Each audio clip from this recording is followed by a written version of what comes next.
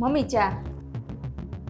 Mummy નાસ્તો બનાવી નાખ્યો છે, મેં રસોડામાં મૂક્યો છે. તમને ભૂખ લાગે ને ત્યારે તમે જમી લેજો અને હું જાઉં છું, મારે ઓફિસનું થોડું કામ છે ને તે કરવા. જાઓ.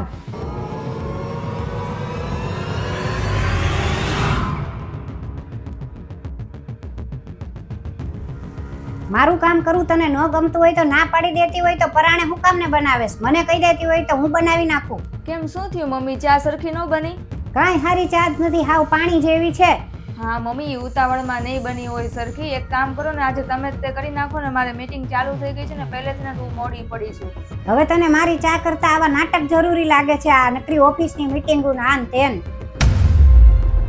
ખરેખર તો કામ જ નહોતું કરવું તારે. આ નોકરી ને ઈ તો બધા તારા બાના છે, કામચોર તેમાં.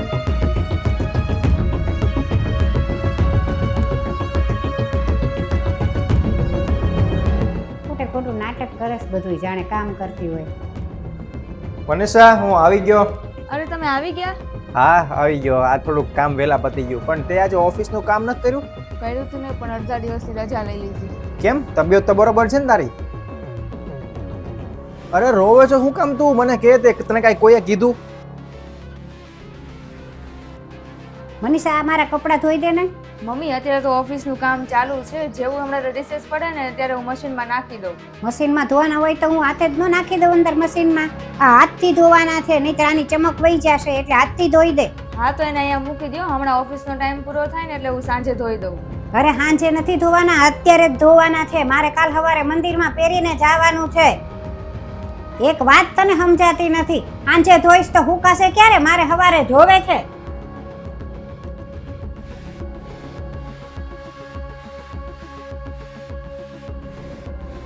મને હવે અહીંયા નથી રહેવું. મને થોડાક દિવસ માટે મારા મમ્મીના ઘરે મૂકી દેશો?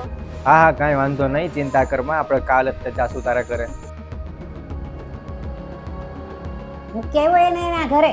હા, મૂકી આવ્યો એના ઘરે. અને ઘર તો એનું આવડું આવી છે જ તે, પણ મને નથી લાગતું કે તમારા જે વર્તન છે એના કારણે કદાચ અમે આ ઘરમાં હવે રહીશું.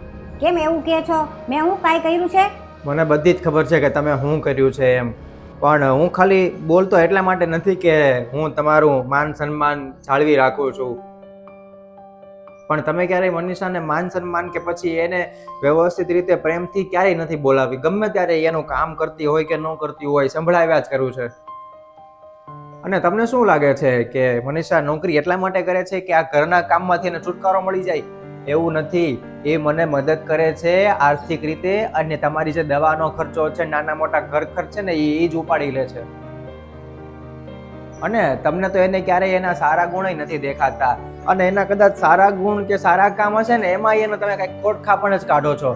અને હવે જાજો સમય અમે અહીંયા નહીં રહી શકીએ, અને હવે આજ પછી હું ક્યારેય આ વસ્તુ સહન નહીં કરી લઉં, ભલે કદાચ મારે તમારી સામે જવું પડે.